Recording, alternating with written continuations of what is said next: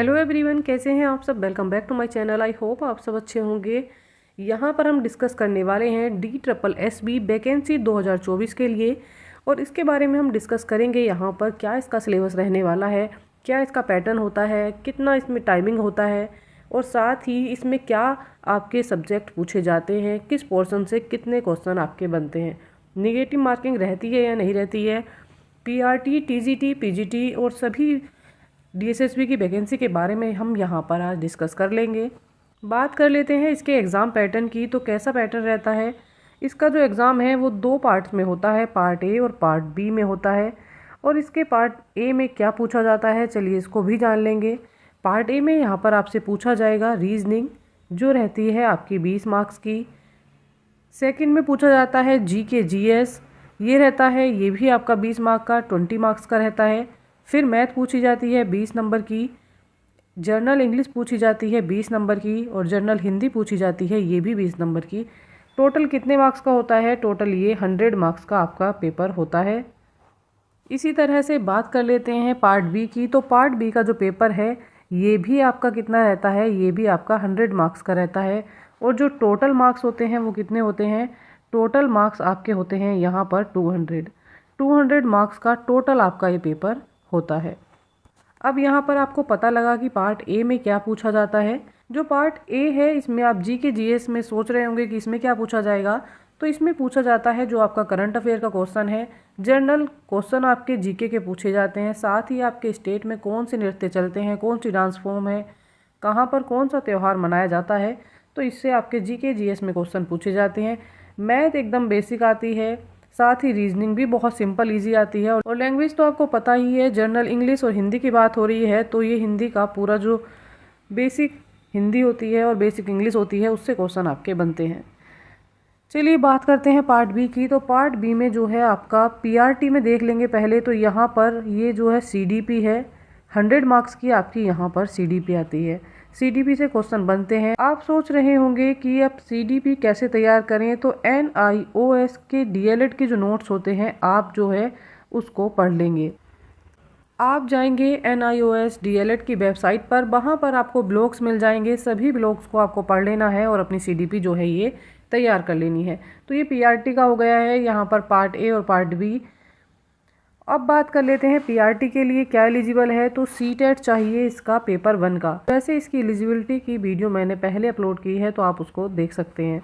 इसी तरह से TGT और PGT में होता है। इसमें 20 मार्क्स की तो आपकी यहाँ पर क्या आती है, CDP आती है। और साथ ही जो 80 मार्क्स है उसमें क्या आता है, 80 मार्क्स में आपके सब्जेक्ट रिलेटेड क्वेश्चंस पूछे जाते हैं जो आपका सब्जेक्ट है।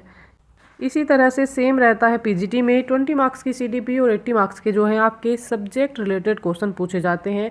अगर आप DSSB की तैयारी के लिए लगे हैं, पहली बार आपने फॉर्म फिल किया है, न्यू एस्पिरेंट है और आपको इस सब की जानकारी नहीं है, तो वीडियो को आप ध्यान से देख लेंगे, आपको सब क्लियर समझ में आ जाएगा। अब चलिए हमने बात कर ली पार्ट ए और पार्ट बी की, ये भी जान लेंगे कि आप इसको किस तरह से सोल्व करेंगे। यहाँ पर मैंने हाईलाइट कर दिया है कि आप क्या नहीं कर सकते हैं और किस तरह से पेपर को सोल्व करेंगे। हम कोई भी सेक्शन जंप नहीं कर सकते। आप रीजनिंग का फर्स्ट पार्ट सोल्व कर रहे हैं, मान लीजिए आपको 15 क्वेश्चन आते हैं और आपको लगा कि 5 क्वेश्चन जो हैं ये मैं बाद में सोल्व कर लूँगा, तो आप इसको बाद में सोल्व नहीं कर सकते हैं। एक बार अगर आप सेक्शन से दूसरे सेक्शन पर चले जाते हैं तो आप वापस पुनः पुराने सेक्शन पर अपने नहीं आ सकते, वो लॉक हो जाता है, वो सेक्शन आपका नहीं खुलेगा। सारे सेक्शन जो है सीरियल से ही करने होते हैं। आप एक सेक्शन को पूरा करेंगे, पूरे 20 क्वेश्चन करेंगे। आपको जितने आते हैं 20 से आप निगेटिव मार्किंग है इसको ध्यान रखेंगे। 20 से आपको 15 आ रहे हैं, 15 करिए और उसके बाद आगे सेक्शन पर जाइए। वापस उस सेक्शन पर आने की आप सोचते हैं तो ऐसा इसमें नहीं होता है, ये ध्यान रखने वाली बात है, ये बहुत इंपॉर्टेंट थिंग है। आगे देख लेंगे दोनों पार्ट में क्या करना है, हमें 40% मार्क्स जो है लाने होंगे, तभी जो है कॉपी आपकी चेक होती है।